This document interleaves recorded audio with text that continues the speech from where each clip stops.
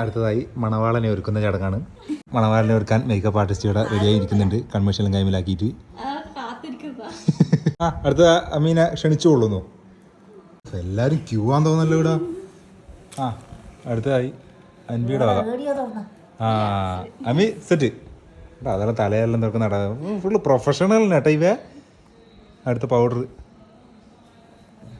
അത് പാളിപ്പോയി പോനെ ഇല്ലല്ലേ.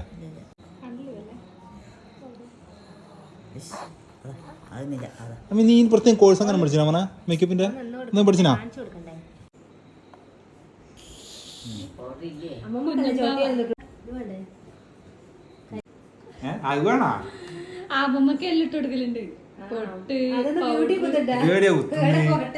നിഷ്കളങ്കമായ മുഖത്തേക്കൊന്ന് നോക്കടാ ഈശ്വര, എന്തൊരു ചൈതന്യം.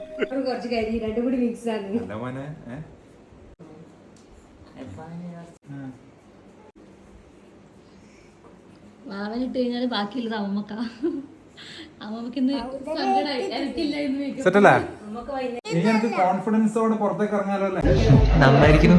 കുട്ടി സിമ്പിൾ മേക്കപ്പ് മതി എന്ന് പറഞ്ഞു, അതുകൊണ്ട് എന്റെ കഴിവ് മുഴുവൻ പുറത്തെടുക്കാൻ പറ്റിയില്ല. നാളെ എല്ലാരും കൂടി ഫ്രിഡ്ജിന്റെ ഉള്ളിൽ എത്തി നോക്കുന്നു.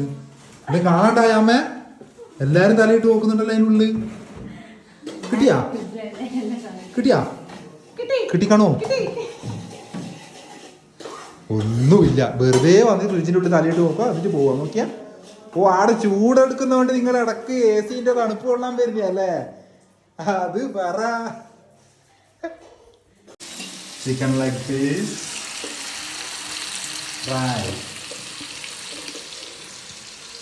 ഇത് പ്രത്യേകതരം മസാല ഇട്ടിട്ടുള്ള പരിപാടി കേട്ടോ. ഇത് പറഞ്ഞു തരില്ല. ഇന്ന് കുറച്ച് ഹെവി ആണ് കേട്ടോ ഉച്ചക്ക്.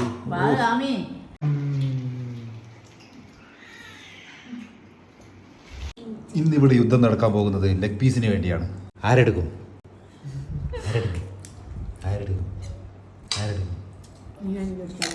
ഞാൻ തന്നെ എടുക്കും. രണ്ടു കാലം കൊണ്ട് എങ്ങനെയാ നടക്കുമല്ലേ കോയല്ലോ അല്ലേ? അല്ലേ ശരിയല്ലേ? മോനെത്ര കാലമുള്ള മോൻ? 3 കാലുണ്ട്. നീ 3 കാലില്ലേ നടക്കുന്നത്? പിന്നെ അപ്പം കോയിക്ക് 2 കാലിൽ നടക്കാനാവില്ല. നീ എങ്ങനെ 2 കാലിൽ നടക്കുന്നത്? പിന്നെ